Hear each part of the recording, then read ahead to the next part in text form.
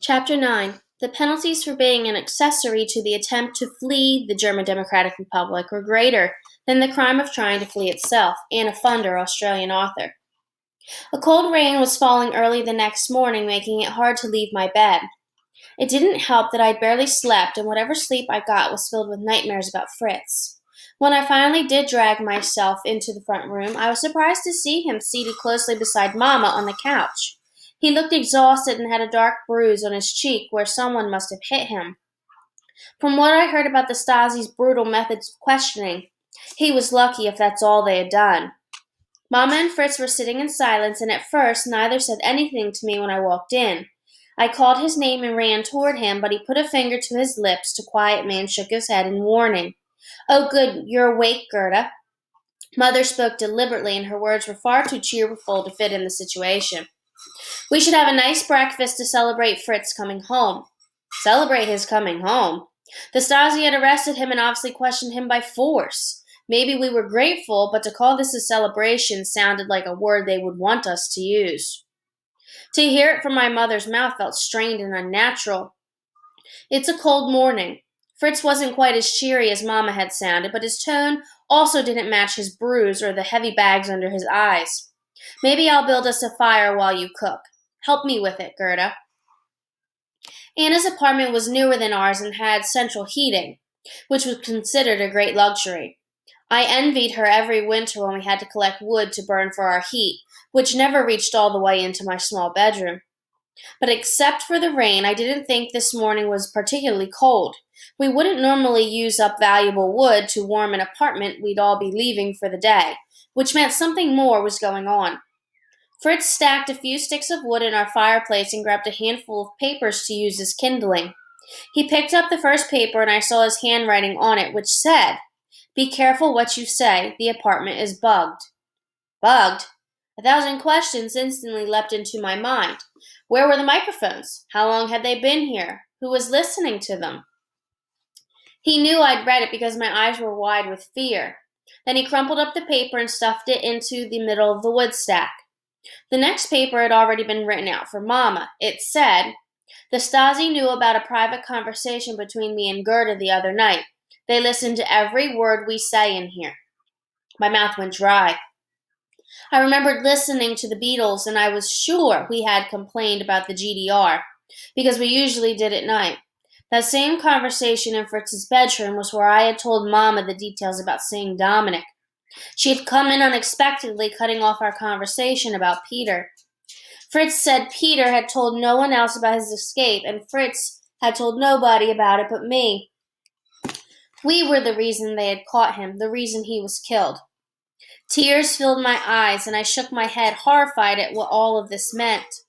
But Fritz had a paper for that too. He rummaged through a few in his stack until he found one that said, "We didn't know, but we do now, and we'll be more careful. We must sound happy."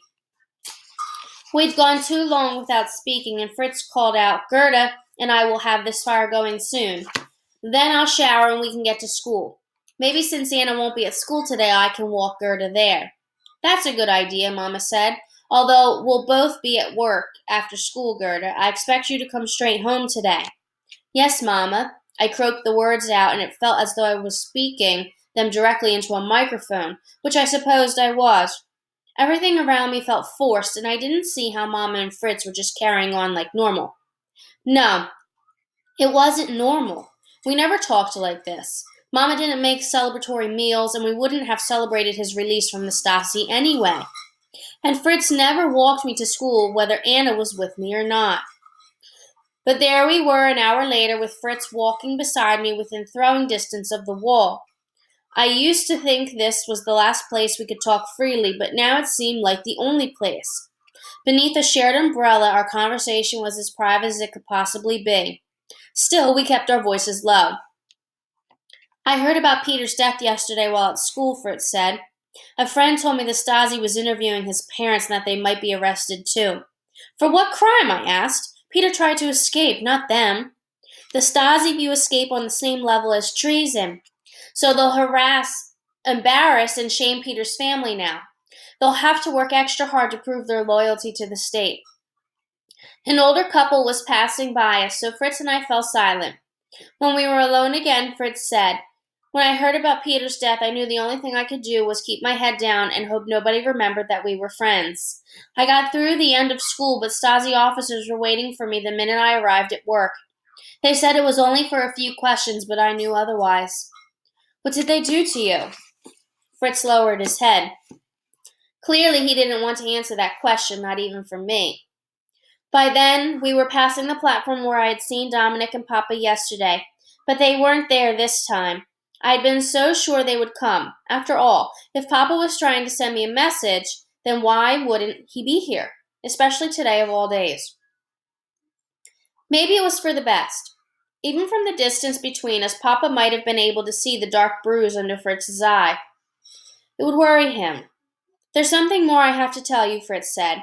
"And Mother doesn't know about this part, so don't say a word to her about it." "I won't. It wasn't the first secret we'd kept from her." They showed me a huge file they're still keeping on Father. Before he left, the Stasi documented everything about him. Where he went after work, who his friends were, even what newspapers he brought back from the West when he visited there. They never found anything serious he had done, but were sure it was just a matter of time before they had a reason to arrest him. This wasn't a surprise. Papa had told me the same thing himself, and we had the visits from Stasi agents to our apartment. Papa knew he was being tracked because of his part in the uprising and because he continued to speak to others who wanted more uprisings in the future. But he never committed any crimes or incited anyone to violence. Papa wasn't a violent man, just a thoughtful one. Fritz continued. Then they showed me another file, one with my name on it. I stopped walking to stare at him. "Why? What have you done?" "Nothing, or at least I didn't think I had. But they know Papa is in the West now, so they're watching to see if he contacts me or if his friends do. Maybe one day I'll happen to bump into someone who used to know him. If anyone even asks about Father, someone's bound to hear it and then the report will go into my file." "Well, if you haven't done anything wrong, then they can make your file as big as they want. If you obey all the rules, everything will be fine, right?" I looked over, hoping to see him agree with me. "Isn't that right, Fritz?" But he shook his head and lowered his voice to almost a whisper. "They told me what the file means. I've been branded a potential enemy of the state. It doesn't matter to them if I've done anything wrong. They just figure I will one day. With that file, I won't be allowed to go to a university or to get a good job.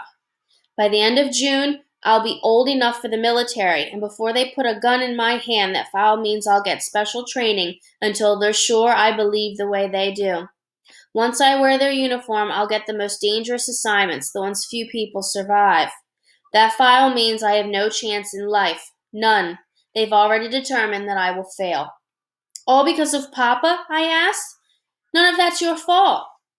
"I'm not blaming him," Fritz said. "I smuggled in that Beatles record and that banana on your birthday and other stuff you don't know about.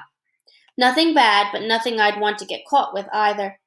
They must have heard me complain about the government every night on their microphones, and I've never made it any secret that I don't want to join the military. My file might have started because of Father, but I'm the one who's been filling it."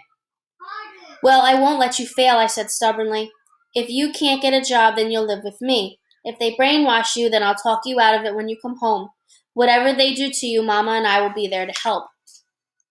Fritz rubbed the top of my head with his hand. Usually I hated that, but not this time. It was his way of showing affection, and I wanted that comfort from him now. Then he sighed and said, "You don't understand how bad it is, Gerda. They have a file on you, too."